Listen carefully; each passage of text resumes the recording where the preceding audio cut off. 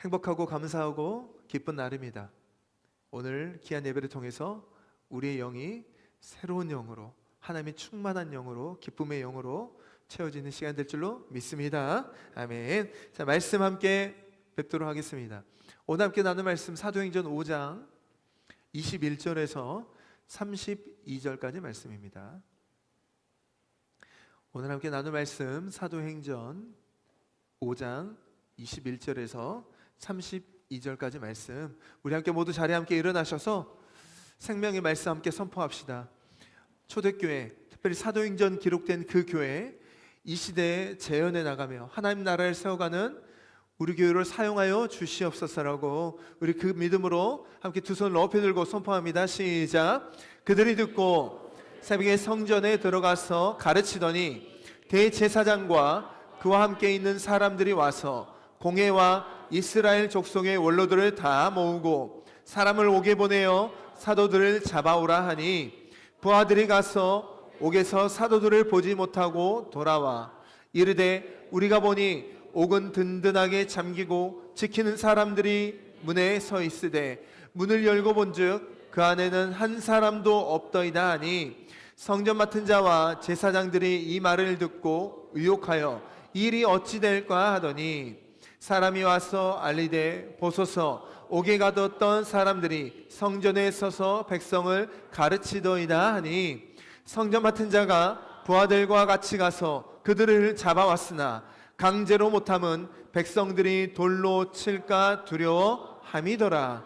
그들을 끌어내어 공회 앞에 세우니 대제사장이 물어 이르되 우리가 이 이름으로 사람을 가르치지 말라고 엄금하였으되 너희가 너희 가르침을 예루살렘에 가득하게 하니 이 사람의 피를 우리에게 돌리고자 함이로다. 베드로와 사도들이 대답하여 이르되 사람보다 하나님께 순종하는 것이 마땅하니라. 너희가 나무에 달아 죽인 예수를 우리 조상의 하나님이 살리시고 이스라엘에게 회개함과 제사함을 주시려고 그를 오른손으로 높이사 임금과 구주로 삼으셨느니라. 우리는 이 일의 증인이요 하나님이 자기에게 순종하는 사람들에게 주신 성령도 그러하니라 하더라. 아멘, 아멘, 아멘. 모두 자리에 앉으십시오. 한 주간 평안하셨습니까? 이제 뜨거운 여름이 또 다가왔습니다. 오늘 오후에는 또 소나기가 내려진다고 그래요. 또 오늘과 내일도 무더운 날씨가 연일 이어지는데, 이 뜨거운 날씨만큼, 아니요, 오히려 그보다 더 큰 하나님을 향한 그 사랑이 뜨거워지는 2026년 여름 되시기를 축복합니다. 아멘. 오늘 우리에게 주신 말씀 제목인데요, 우리 함께 큰 목소리로 말씀 제목 함께 선포해 봅시다. 우리 말씀 제목, 자, 시작. 어떤 상황에서도 사람보다 하나님께 순종하세요. 한 번 더 시작. 어떤 상황에서도 사람보다 하나님께 순종하세요. 아멘, 아멘. 자, 지난주 말씀에 하나님의 도우심으로 기적 같은 일이 일어났죠. 예수님의 제자들, 사도들이 복음을 선포하는데 붙잡힙니다. 그런데 성전에서 다시 담대하게 복음을 전했던 그들이 감옥에 붙잡혔음에도 불구하고 하나님 놀라운 기적을 일으켜 보여주시죠. 천사들을 보내주셔서 성문은 옥문은 굳건하게 닫혀져 있었고 지키는 사람들도 여럿 있었지만 하나님은 천사들을 통해서 그들을 감옥에서 빼내어 주십니다. 그리고 명령하시죠. 가라. 그리고 성전에 서라. 그리고 하나님의 말씀을 선포해라. 이 말씀에 순종했던 예수님의 제자들은 곧바로 다시 새벽부터 성전으로 달려갑니다. 그리고 새벽부터 하나님의 말씀을 선포하기 시작하죠. 오늘 이 사도행전을 기록했던 누가는 두 그룹을 대조해 가면서 오늘 말씀을 풀어나가고 있습니다. 한 그룹은 권력이 있습니다. 힘이 있어요. 그럼에도 불구하고 삶이 불안한 사람들입니다. 이 사람들은 대제사장과 사두개인들, 종교 지도자들이었습니다. 반면에 한 그룹은 힘도 없고 연약하고 출신도 좋지 않고 많은 지식도 없습니다. 그럼에도 불구하고 이 그룹은 담대하게 하나님의 말씀을 선포하고 있는 것입니다. 이들은 바로 사도들, 그리고 예수님을 따랐던 제자들이죠. 이것이 바로 종교인과 복음의 사람의 차이인 것입니다. 복음의 사람은 어떤 상황이 있어도 담대합니다. 환경에 주눅들지 않습니다. 상황에 지배받지 않습니다. 그러나 이 종교 지도자들, 종교인들은 어떻습니까? 상황을 눈치 봅니다. 사람들을 의식하는 것입니다. 이 종교인들과 복음의 사람, 성령의 사람의 차이는 무슨 차이였을까요? 그것은 바로 그 인생의 주인이 누구인가를 결정할 때 이 차이가 다른 삶을 살게 되는 것입니다.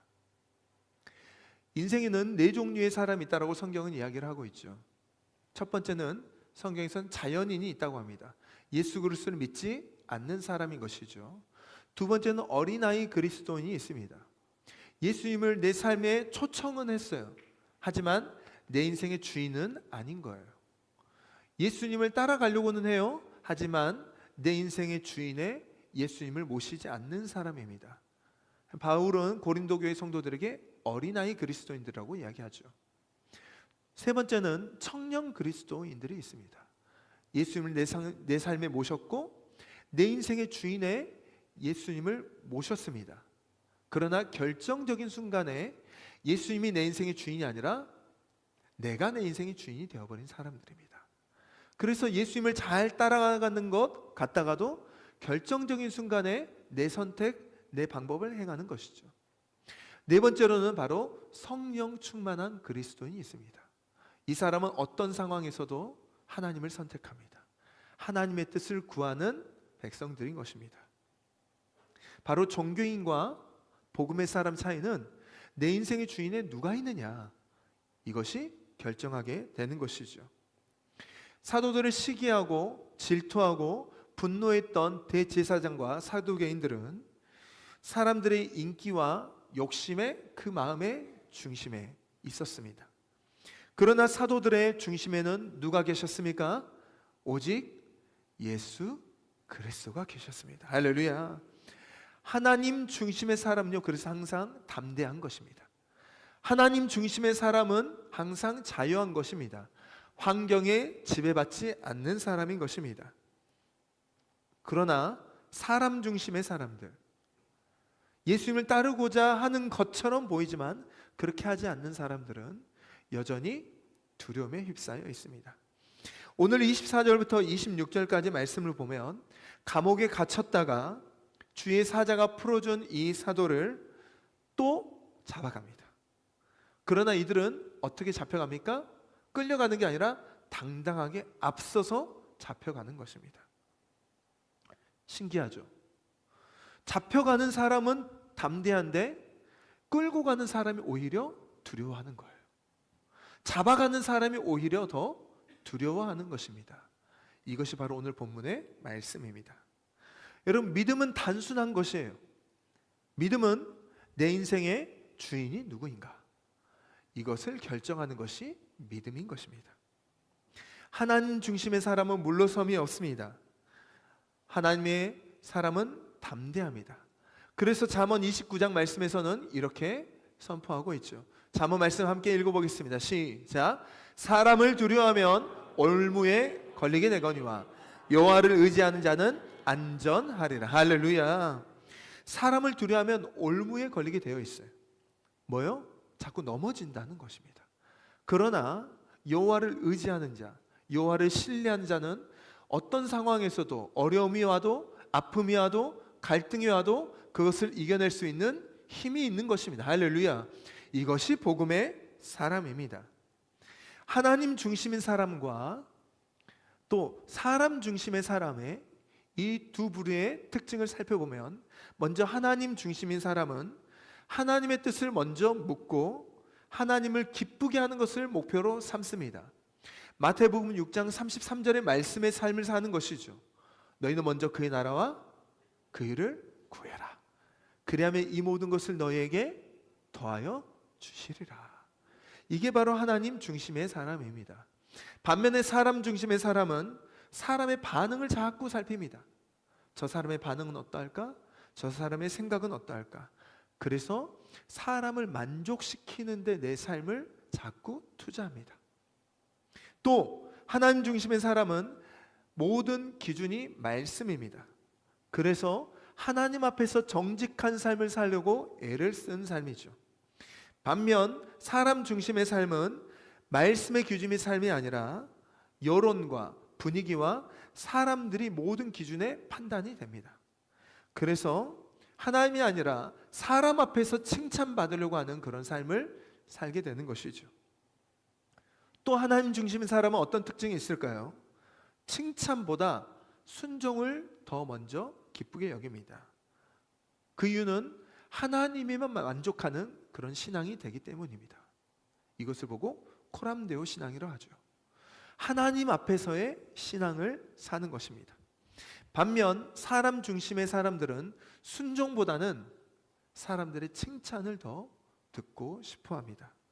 그래서 참 만족이 하나님 앞에서의 만족이 아니라 사람들에게 인정을 받을 때 그 사람은 만족감을 느끼게 되죠. 또 하나님 중심의 사람은 비난을 받아도 진리를 반드시 지키는 사람입니다. 그리고 겸손하게 하나님께 영광을 올려드리죠. 반면 사람 중심의 사람은 비난이 두려워서 항상 타협합니다. 결정적인 순간에 항상 타협하는 것이에요. 그리고 결국 자신이 영광받기를 원하는 것입니다. 마지막으로 하나님 중심의 사람의 특징은 모든 일을 기도하며 하나님의 뜻을 구하며 결정하며 영원한 하나님 나라를 갈망하며 그 가치로 살아갑니다. 그러나 사람 중심의 사람은 계산해요. 수치를 측정합니다. 눈앞의 유익을 추구하는 삶인 것입니다. 이것이 바로 하나님 중심의 사람과 사람 중심의 사람의 차이점입니다. 오늘 본문 말씀이 바로 사도들, 제자들, 하나님 중심의 사람들과 또 대제사장과 사두개인들, 즉 사람 중심의 사람들의 특징을 우리는 보고 있습니다. 오늘 21절부터 보면 대제사장과 사두개인들은 자신들만으로는 좀 부족했는지 예루살렘에 있는 여러 장로들과 공회원들은 다 불러 모읍니다. 종교 재판을 하기 위해서였겠죠. 이들은 예수님을 십자가에 못 박았던 그때 그 방법을 동일하게 오늘 사도들에게 행하려고 하는 것입니다. 그러나 사도들이 갇혀있던 감옥은 이제는 빈 감옥이 되었습니다. 마치 예수님의 십자가와 동일하지 않습니까? 예수님을 찾아 나서려고 그 동굴에 들어갔지만 그 동굴이 비어 있었던 것처럼 오늘 사도들이 갇혀있던 그 감옥 역시 동일하게 빈 감옥이 되어 있는 것입니다. 감옥이 든든하게 닫혀져 있습니다. 간수들도 있습니다. 자물쇠도 잠겨져 있습니다. 그럼에도 불구하고 예수님의 제자들은 없는 것입니다. 그래서 이 종교 지도자들은 당황하게 되죠. 24절에 사도들의 한 사람도 없다함을 듣고 이들은 의혹하여 일이 어찌 될까 심히 당황해하고 있는 모습을 보여줍니다. 큰 혼란에 빠지고 두려움에 휩싸이게 되지요. 여러분, 이것이 사람 중심에 사는 삶을 사는 사람들의 결론인 것입니다. 여러분, 아무리 악인들이 사람을 모으고 전략을 짜고 그들의 힘을 키워도 하나님의 권능 앞에서는 다 무릎을 꿇게 되어 있는 것입니다. 할렐루야. 아무리 땅의 권세들이 서로 연합하고 그들이 마음을 모아서 하나님 백성을 치려고 해도 하늘의 권세는 절대로 이길 수 없는 것입니다. 그래서 여러분, 사단은요 정면 돌파를 하지 않습니다. 항상 뒤에서 수군거리며 험담을 하며 사람들을 속이고 모략을 세우고 여러 불법적인 술수를 행합니다. 그러나 하나님은 어떤 분이십니까? 하나님은 정면 돌파하시는 분이세요. 하나님은 뚫어내시는 분이십니다. 하나님은 돌파하시는 분이십니다. 교묘하게 일하시지 않습니다. 하나님은 직진하시는 것입니다. 심지어 어마어마한 바다가 있을지라도 그 홍해 바다도 갈라버리시는 분이 바로 능력의 하나님이십니다. 이 대제사장들과 사두개인들, 사람들을 모아서 종교재판을 열고 사도들을 위협하려고 했지만 이미 감옥에서는 사도들은 다 떠나버린 후였던 것입니다. 사단의 권세가 아무리 연합하여 유혹해도요, 하나님의 교회는 절대로 무너지지 않습니다. 교회를 보호하시는 하나님의 권능은 절대로 당할 수 없는 것입니다. 그래서 우리가 예수 그리스도 안에만 있다면, 하나님의 그 보호함 안에만 있다면 우리는 항상 안전합니다. 세상에 어떤 유혹과 어떤 공격과 사단의 어떤 시험이 있을지라도 우리가 예수 그리스도 안에만 있다면 우리는 어떤 상황에서도 우리는 이길 수 있는 인생이 되는 것입니다. 할렐루야. 그러므로 여러분, 위기 앞에서 두려워하지 말고 안심하시기를 축복합니다. 소고기 안심만 좋아하지 마시고 그리스도 안에 있으면 우리는 항상 안심할 수 있는 것입니다. 왜냐하면 사단은 절대로 하나님을 이길 수 없기 때문입니다. 사단은 늘 앞서가는 것 같죠. 세상의 사람들을 늘 우리를 앞서가는 것 같습니다. 아니요. 그러나 돌아보면 사단은 항상 우리 뒤에 있는 것입니다. 예수를 죽일까 궁리하면서 결국 십자가에 못 박았던 이들은 자신들이 승리했을 것이라고, 자신들이 승리했다라고 그들은 착각하였습니다. 아니요. 하나님은 오히려 그 십자가의 죽음을 통해서 예수 그리스도를 부활의 영광으로 세워 주시는 것입니다. 죽음도 막을 수 없는 하나님의 위대한 권세와 능력이 오늘 저와 여러분 가운데 함께 하신 줄로 믿습니다. 사단이 어떤 전략과 공격을 할지라도 하나님 오히려 우리가 그리스도 안에만 있다면, 하나님을 사랑하는 자, 곧 그 뜻대로 부르심을 입은 자들에게는 모든 것이 합력하여 선을 이루느니라. 할렐루야. 사단이 우리를 공격하고 때로는 우리가 넘어졌을지라도 하나님은 그 공격까지도, 그 상황까지도, 그 위기까지도 하나님이 역전시키셔서 하나님이 원하시는 선으로 이끌어 주시는 것입니다. 혹시 여러분의 삶 가운데 이런 위기가 있으신 분이 계십니까? 이런 어려움 가운데 계신 분이 계십니까? 이런 깊은 갈등과 아픔이 있는 분들이 계십니까? 그리스도 안에 거하기를 축복합니다. 사단의 공격을 이길 수 있는 유일한 힘은요, 모든 죄와 사망에서 이미 이기신 예수 그리스도, 그분 안에 우리가 거하는 것입니다. 하나님을 신뢰합시다. 하나님을 바라봅시다. 하나님은 자신의 백성들에게 피할 길을 내주시고 광야에 길을 만드시고 사막에 강을 내시는 분이 권능의 하나님, 능력의 하나님이신 줄 믿습니다. 그래서 오늘 시편 말씀을 또 한번 선포해 봅시다. 시작. 어찌하여 이방 나라들이 분노하며 민족들이 헛된 일을 꾸미는가? 세상의 군왕들이 나서며 관원들이 서로 꾀하여 여호와와 그의 기름 부은 자를 대적하며. 3절. 우리가 그들의 맹 것을 끊고 그의 결박을 벗어버리자 하는도다. 하늘에 계신 이가 웃으시며 주께서 그들을 비웃으시로다. 아멘, 아멘. 사단이 아무리 분노하고 아무리 공격하고 우리를 무너뜨리려고 해도 하나님은 그것을 보고 어떻게 해요? 웃어버리시는 거예요. 그냥 웃는 게 아니라 비웃어버리시는 것입니다. 하나님의 그 권능이 아무리 사단이 이런저런 유혹과 이런저런 전략들과 이런저런 모함이 있을지라도 하나님은 그것들을 뭐예요? 쓸어버릴 수 있는 힘과 권능이 있기 때문에 하나님 그것을 보고 비웃어버리는 거예요. 여러분, 우리가 하나님과 함께하고 있다면요, 우리는 어떤 사단의 공격에서도 우리는 웃을 수 있어요.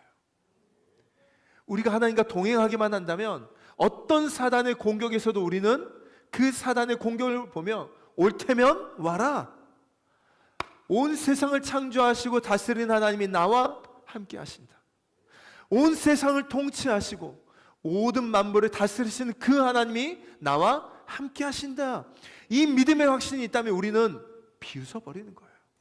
어떤 사단의 공격 앞에서도 우리는 비웃을 수 있는 것입니다. 우리 옆에 있는 가족들, 우리 다시 한번 서로 축복할까요? 위대하신 하나님이 당신과 함께 하십니다. 능력의 하나님이 당신과 함께 하십니다. 어떤 사단의 공격에도 나는 웃을 수 있습니다. 아멘, 아멘. 이것이 바로 우리의 인생인 것입니다. 이런 위기 속에서 사내들인 공예는 관리들, 사람들을 보내서 성전에서 말씀을 전하고 있는 베드로와 이 사도들을 다시 붙잡아 오라고 하죠. 우리 26절 말씀 함께 읽어봅시다. 시작.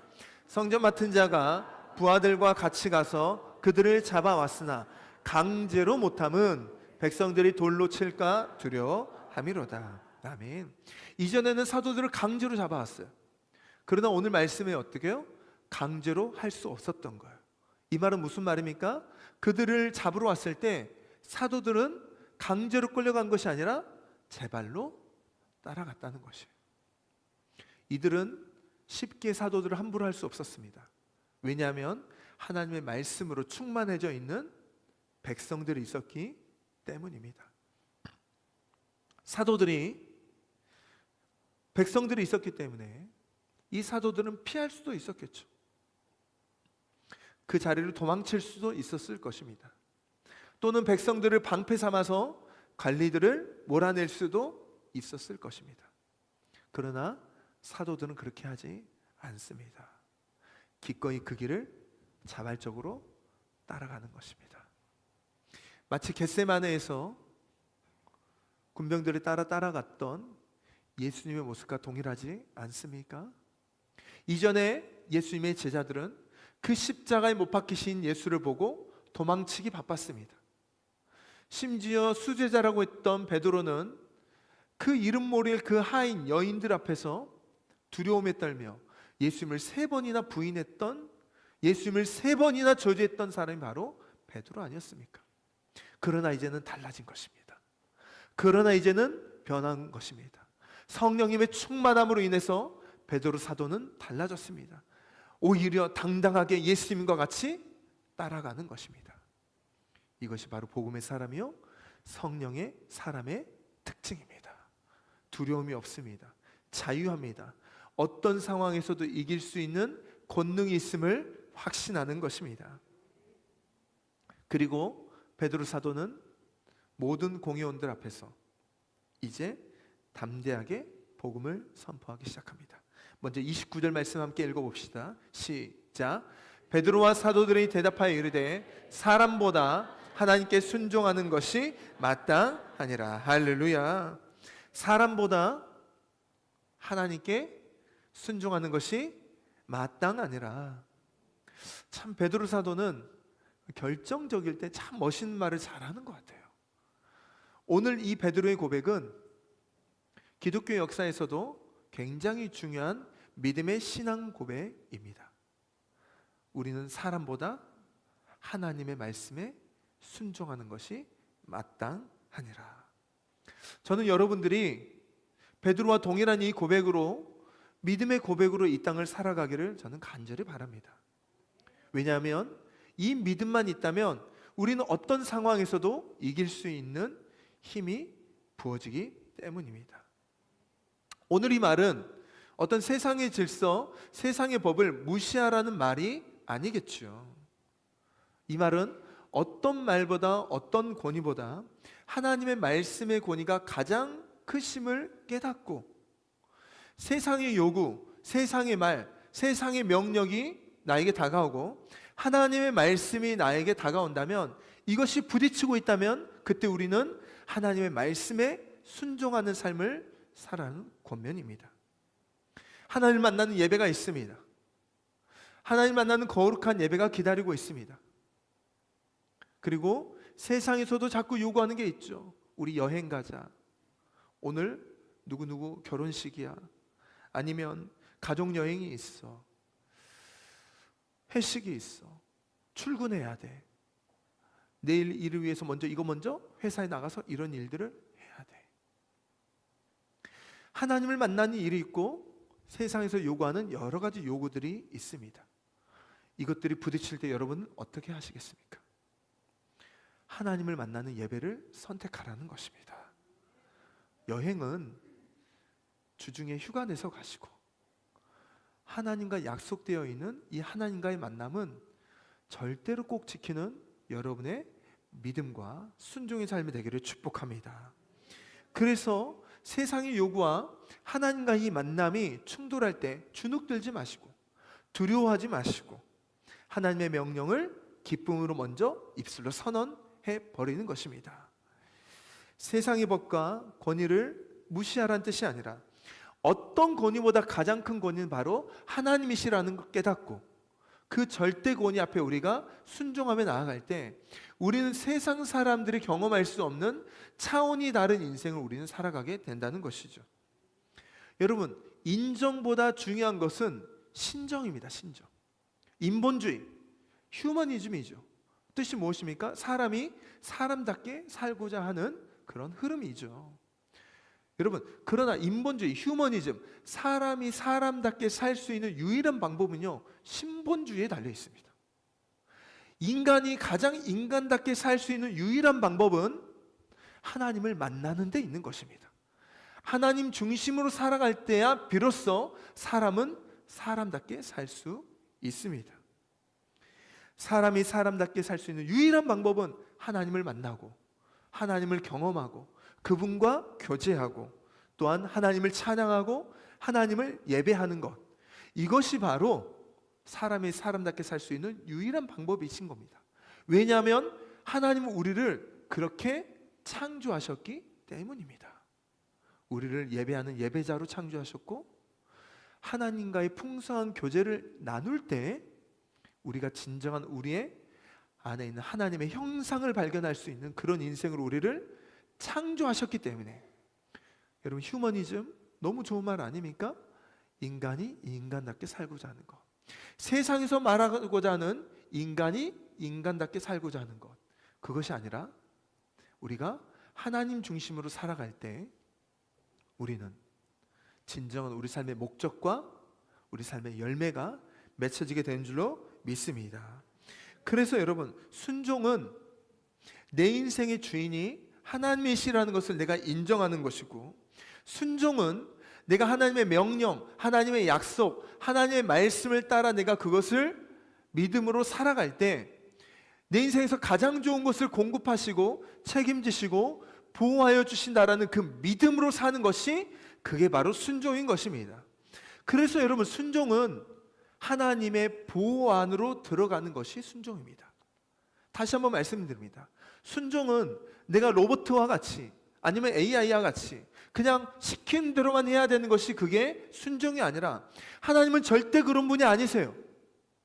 하나님은 인격적인 분이십니다. 하나님은 너무너무 좋으신 분이세요. 그분은 우리가 하나님의 그 보호 안으로 우리가 들어가기를 원하세요.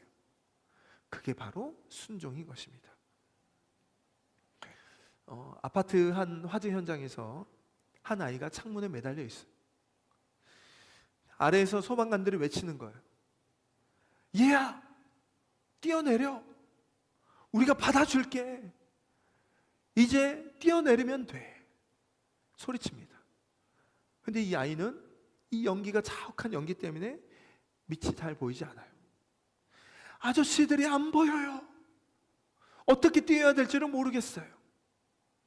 그때 이 소방관이 또 소리칩니다. 괜찮아. 우리는 너를 보고 있어.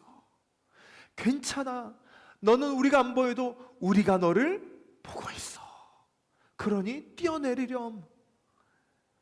아이는 그 말을 믿고 믿음으로 뛰어내렸고 결국 그 아이는 살아나게 되었습니다.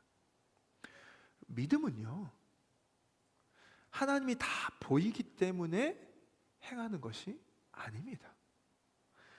빛이 보이지 않을지라도 믿음은 하나님께서 나를 보고 계시고 하나님께서 나를 책임지고 계시고 하나님께서 나를 돌봐 주시고 하나님께서 나를 지켜주신다는 그 믿음으로 내가 행하는 것, 이것이 믿음의 삶이며 순종을 통해서 우리가 이 믿음을 지키기를 원하시는 것입니다.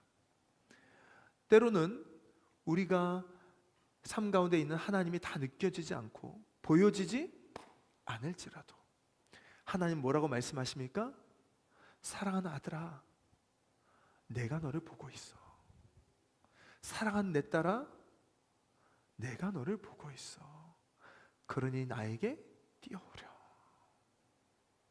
그때 우리는 완전한 보호, 완전한 지키심 가운데 있는 것이며, 이것이 바로 하나님이 우리에게 순종을 요구하는 이유인 것입니다. 우리 교회에 세 가지 핵심 정신이 있습니다. 우리 교회 목회에, 우리 교회 방향을 잡는 세 가지 핵심 정신인데, 첫 번째가 바로 예수 그리스도를 믿는, 오직 예수 그리스도의 주재권으로 사는 정신입니다. 본당 뒤쪽에 있는 큰 현수막, 그리고 여러분 1층 식당의 한쪽 벽에 전체가 덮여져 있는 그 현수막에 이 세 가지 정신이 기록되어 있습니다. 첫 번째가 무엇이라고요? 우리는 오직 예수 그리스도를 중심으로 사는 그 정신을 가지고 우리는 믿음으로 신앙생활을 하는 것입니다. 무슨 일을 하든지 오직 예수 그리스도인 것입니다. 사람의 뜻보다 하나님의 뜻이 더 중요하며, 사람과의 관계보다 하나님과의 관계, 예수 그리스도의 관계를 더 먼저 세우는 그 믿음으로 우리는 살아가고 있습니다. 다시 한번 묻습니다. 우리 신앙이 왜 무너지는 것일까요? 왜 우리 신앙이 성장하지 않는 것일까요? 바로 이 질문 앞에 오직 예수 그리스도 중심으로 살아가고 있지 못하기 때문 아닐까요? 대부분의 갈등이, 우리 삶의 모든 대부분의 믿음의 문제가 바로 여기에서 시작합니다. 하나님의 말씀에 순종할 것인가? 세상의 요구에 우리가 순종할 것인가? 하나님의 음성에 우리가 따라갈 것인가? 사람의 말을 듣고 우리가 따라갈 것인가? 어떠한 상황이 있을지라도 사람의 말보다 하나님의 음성을 듣고 하나님의 말씀에 순종하는 여러분의 삶이 되기를 축복합니다. 그렇게 살아가다 보면 손해가 올 수 있어요. 불이익을 당할 수 있습니다. 오늘 사도들도 마찬가지예요. 감옥에서 풀려났어요.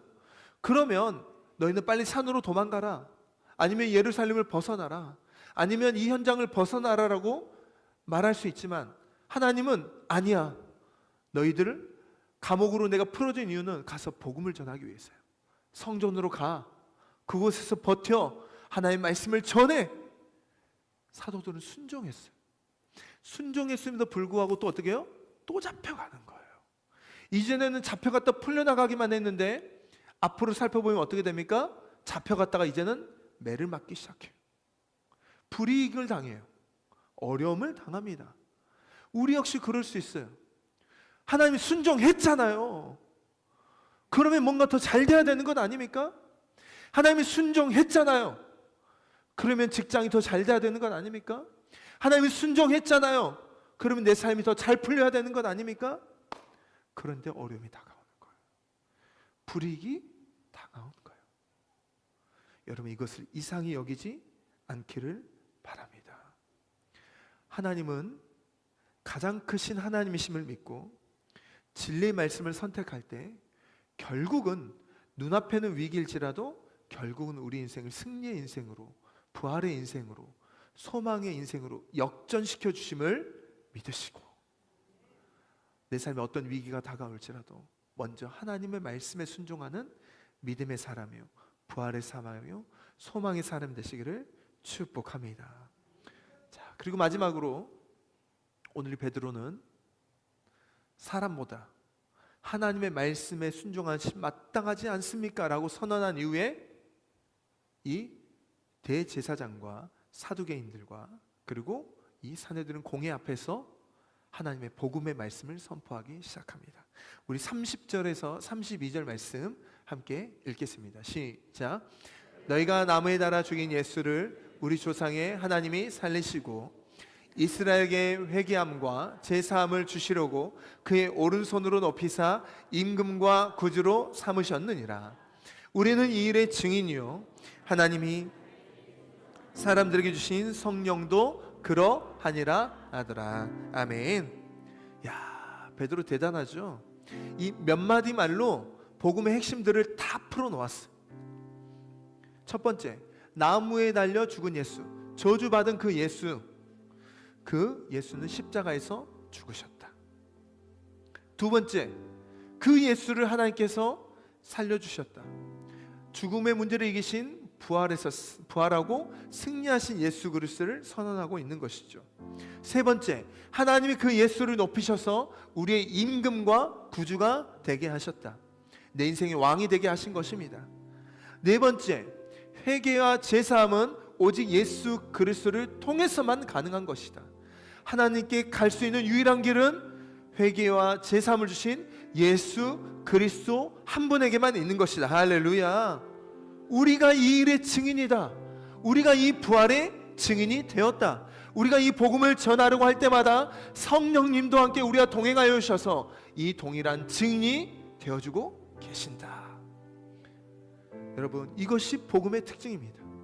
이게 복음의 핵심입니다. 전도요, 어렵지 않습니다. 성경 말씀을 많이 알아야 된다고요? 아니요, 그렇지 않아요.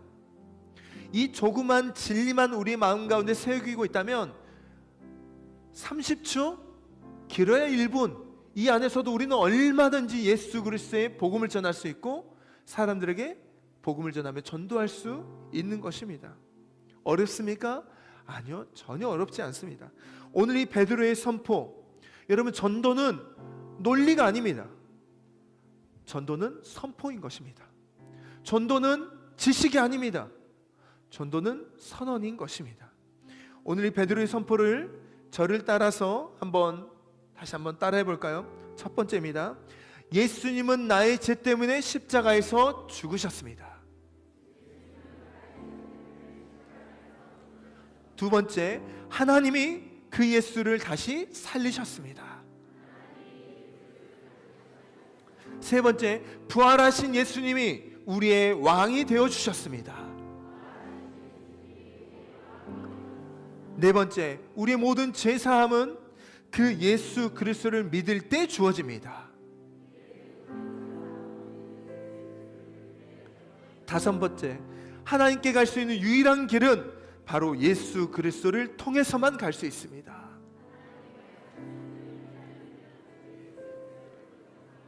쉽지요. 이 다섯 가지만 기억하면 됩니다. 예수님은 나의 죄를 위해서 십자가에서 죽으셨습니다. 그 저주의 십자가에서 죽으셨습니다. 하지만 그 죽음과 사망에서 끝나지 않고 하나님은 다시 예수 그리스도를 살려주셨습니다. 부활의 놀라운 생명으로 다시 회복시켜 주셨습니다. 그리고 결국 예수 그리스도는 이 땅에 내려왔을 때는 가장 낮은 곳에서, 가장 연약한 곳에서, 가장 힘든 곳에서 사셨지만 이제는 예수 그리스도는 하늘의 왕으로, 이제 주권자로, 통치자로 그분의 이제 삶은 달라지셨습니다. 네 번째, 우리의 죄사함은, 죄의 문제는 그 왕 대신 예수 그리스도를 모시기만 하면, 그분이 나를 위해서 십자가에서 죽으셨고 나의 모든 죄가 그 십자가를 통해서 해결되었음을 우리가 믿기만 하면 우리는 언제든지 하나님께로 갈 수 있는 그 길이 열린 것입니다. 이것을 믿으십니까? 이것을 확신하십니까? 이 확신 가운데만 거할 수 있다면 우리 역시 베드로와 사도들처럼 부활의 증인의 삶으로 살아갈 수 있는 것입니다. 이 일에 우리가 증인이라, 이 일에 우리가 부활의 증인이라. 어렵지 않습니다. 이제 다음 주부터 또 귀한 축제잔치가 준비가 되어 있습니다. 다음 주 수요일 6월 24일부터 제8차 8기 해피브리지가 시작합니다. 예수 그리스도를 만나는 축복의 현장입니다. 생명의 현장입니다. 맛있는 만찬과 또 함께 서로 마음을 나누고 예수 그리스도의 생명의 복음을 모실 수 있고 들을 수 있고 깨닫고 누릴 수 있는 시간입니다. 한 번도 참석해 보지 않으신 분들이 계시죠? 해프브리지 꼭 오십시오. 그냥 오지 마세요. 네 차례가 준비가 되어 있거든요. 양손에 꼭 복음을 알아야 될 사람들을 손을 잡고 오십시오. 우리가 부활의 증인으로, 예수 그리스도의 생명의 증인으로 우리가 살아가는 중요한 통로의 시간이 될 것입니다. 여러분, 하나님은 우리를 이 땅에서 상처받고 눌려있고 포기하는 그런 인생으로 우리를 부르지 않으셨습니다. 우리를 어떤 어려움과 어떤 고난과 어떤 아픔에서도 이길 수 있는 인생으로 우리를 부르셨습니다. 그것은 바로 예수 그리스도께서 이미 먼저 나를 위해 십자가에서 죽으시고 모든 저주와 사망의 권세를 이기시고 부활하신 그 승리의 주님이시기 때문에 그분을 붙잡기만 한다면 우리 역시 부활의 인생으로, 승리의 인생으로, 소망의 인생으로 살아갈 수 있는 것입니다. 할렐루야. 이 믿음의 길을 걷는 한 주가 됩시다. 그 하나님을 신뢰하며 달려가는 한 주가 됩시다. 그 소망을 바라보는 한 주가 됩시다. 이 일에 우리가 증인이라. 할렐루야. 우리 오늘 말씀을 붙잡고 함께 두 손을 높이 들고 함께 큰 목소리로 선포하겠습니다. 시작. 사람 중심이 아닌 하나님 중심의 신앙이 되어 하나님이 주시는 열매를 맺는 현수가 될 지어다. 아멘 아멘. 어떤 권위보다 가장 크신 하나님의 권위를 인정하고 오직 그리스도의 주재권을 인정하며 순종하는 현수가 될 지어다. 아멘 아멘. 부활을 깨닫고 누리며 복음을 전하는 부활의 증인의 삶을 사는 현수가 될 지어다. 아멘 아멘 아멘. 우리 옆에 있는 가족들 다시 한번 축복할까요? 예수님은 승리하셨습니다. 모든 사망과 권세를 이기셨습니다. 예수님은 부활하셨습니다. 그 승리의 주님이 당신과 함께 하십니다. 우리 함께 찬양합시다. 나주를 너무 멀리 떠나와 나주를 너무 멀리 떠나와 어두운 골짜기 헤매었네. 절망 가운데 하늘을 보며 주의 이름 부르짖네. 어둠을 뚫는 친밀한 사랑 내 영혼에 빛 비추네. 다 이루셨네. 내 영평 안에 예수 나의 산소망. 그 크신 사랑, 그 크신 사랑 증량 못하리. 한없는 은혜 영원 못해. 만유의 주님 영광 버리고 온갖 멸시 감당하셨네. 주님 달리신 십자가 희생 만왕의 왕 날 사셨네. 나는 영원히 주와 살리라. 예수 나의 산소망. 할렐루야. 날 자유케 하신 주 할렐루야. 죽음을 이기시고 모든 사슬 풀리네. 예수 이름 부를 때 예수 나의 산소망. 할렐루야 할렐루야.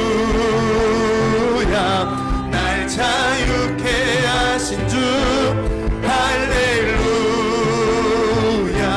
죽음을 이기시고 모든 사슬 풀리네. 예수 이름 부를 때 예수 나의 산소. 우리 한번 더 할렐루야 할렐루야.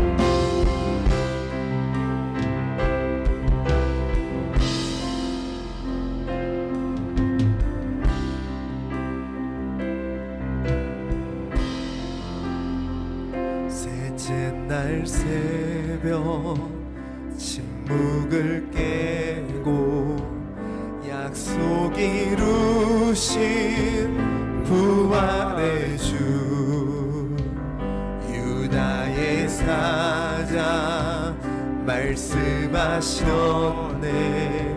사망 권세 힘을 잃었네. 우리 다시 한 번 더 셋째 날 새벽 침묵을 깨고 약속 이루신 부활의 주 유다의 사자 말씀하셨네. 사망 권세 힘을 잃었네. 예수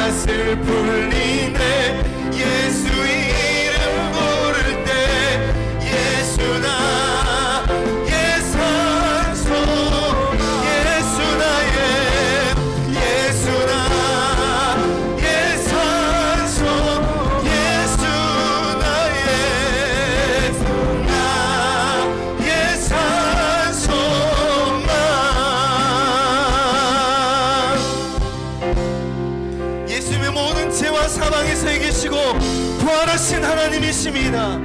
모든 저주를 이기신 분이십니다. 완벽한 승리를 이기신 분이십니다. 하나님, 우리가 모든 나의 삶의 발걸음에서, 나의 삶의 모든 현장에서 승리하신 주님, 부활하신 주님을 붙잡고 한 걸음 한 걸음 나아갈 때 하나님, 소망의 한 주가 되게 하여 주시고 승리의 한 주가 되게 하여 주시옵소서라고 우리 시간 주여 한번 외쳐 기도합니다. 주여,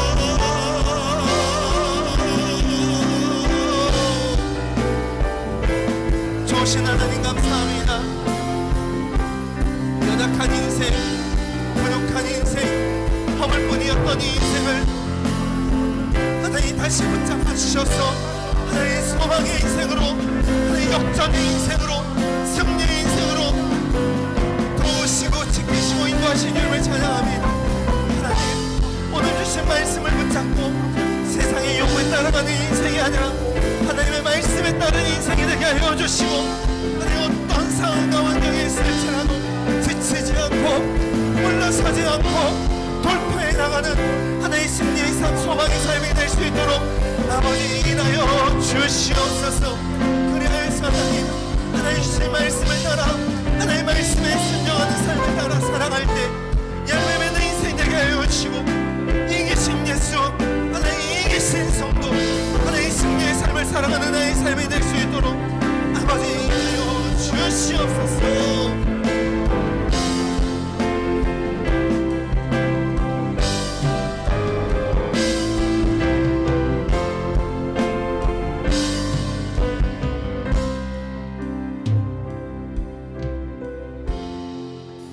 좋으신 하나님 감사합니다. 한 번뿐인 인생, 소망이 없는 인생이었고 희망이 없었던 이 인생을 다시 붙잡아 주시고, 어떤 상황과 환경이 있을지라도 이길 수 있는 인생으로 나를 삼아주시니 감사합니다. 죽음도 나를 막을 수 없습니다. 세상의 어떤 요구도 나를 하나님 무릎 꿇게 할 수 없습니다. 하나님 그 승리의 주님을 붙잡고 나아가오니 하나님 이기는 한 주가 될 수 있도록 아버지 도와주시옵소서. 우리 시간 축복 기도합니다. 한 주간도 성령 하나님께서 여러분 삶의 모든 곳곳에서 여러분들과 동행하시고 함께하여 주시는 그 샘을 부으시는 한 주가 될 줄로 믿습니다. 우리 시간 두 손을 높이 들고 하나님을 바라보며 기도합시다. 한 주도 나의 영원한 생명 되신 예수 그리스도께서, 부활하신 그 주님께서 나의 삶의 문을 열어주시고 믿음의 눈을 열어주시고 우리 마음과 생각과 꿈과 우리 언어를 지키실 줄로 믿습니다. 나는 부활의 사람입니다. 나는 이미 승리의 사람이 되었습니다. 상황에 따라, 세상의 요구에 따라 움직이는 사람이 아니라 나는 부활의 소망을 바라보는 믿음으로 살아가는 제자입니다. 예수 그리스도의 승리를 이미 소유하였습니다. 그리스도의 십자가의 보혈이 나를 거룩하게 하셨습니다. 예수 그리스도의 이름의 능력으로 나는 어떤 문제도 이기는 자가 되었습니다. 그 승리의 이름을 부를 때 모든 악한 영들은 떠나갈지어다. 내 삶을 괴롭히고 무너뜨리려고 하는 모든 어둠의 영들아, 나사렛 예수 그리스도 이름으로 명하노니 모든 악한 영들은 떠나갈지어다. 나를 정죄하는 것들, 묶이게 하는 것들, 자유하지 못하게 하는 모든 어둠의 영들은 이미 예수 그리스도의 이름 안에 결박될지어다. 나는 어떤 질병도 치유할 수 있는 치유의 능력이 그리스도의 십자가 아래에 있을 때 이미 나는 부여함 받았습니다. 그래서 이 시간 믿음으로 선포합니다. 예수의 이름으로 선포합니다. 내 삶을 괴롭히고 있는 내 육체의 연약함들, 두통과 머리의 모든 신경들과 귀의 통증들과 비염과 알러지와 중이염과 치통은 나사렛 예수 그리스도 이름으로 명하노니 깨끗하게 치유될지어다. 모든 뼈마디마다, 관절마다, 신경마다, 세포마다, 근육마다, 힘줄마다 하나님 허리 디스크와 목 디스크와 무릎의 관절들과 하나님 발목의 모든 힘줄들은 정상으로 돌아올지어다. 치유될지어다. 깨끗하게 해결될지어다. 우리 모든 소화기관들, 오장육부, 알러지와 심장병, 혈액의 공급들, 당뇨와 비만과 바이러스들은 떠나갈지어다. 우울증과 불면증, 공황장애는 예수 그리스도 이름으로 선포하노니 모든 마음의 질병들은 예수 그리스도 이름으로 깨끗게 될지어다. 나는 부활의 인생입니다. 어떤 죽음도 나를 해할 수 없습니다. 모든 부정적인 상황과 문제는 하나님께 던져버립니다. 하나님을 바라볼 수 있는 생각과 믿음의 눈을 열어주시고 하나님의 자녀된 정체성으로 승리자가 되는 한 주의 삶이 될지어다. 지금은 모든 죄와 사망을 이기시고 부활하셔서 어떤 두려움도 이기게 하시는 우리 주 예수 그리스도의 은혜와 돌파하시고 뚫어내시고 다스리시고 통치하시고 장악하여 주시는 하나님의 넘치시는 사랑과 진리의 복음, 부활의 복음을 전할 때마다 친히 증인되어 주시는 성령 하나님의 교통하심이 사람 시선보다 하나님의 시선에 집중합니다. 세상의 요구보다 하나님의 말씀에 순종하겠습니다. 사람에게 순종하는 것보다 하나님의 말씀에 순종하겠습니다. 믿음으로 결단하는 우리 태전제일교회 모든 가족들과 북한 땅과 수많은 열방의 선교사님들과 특별히 이 나라 민족위에 지금부터 영원토록 함께 있을지어다. 아멘.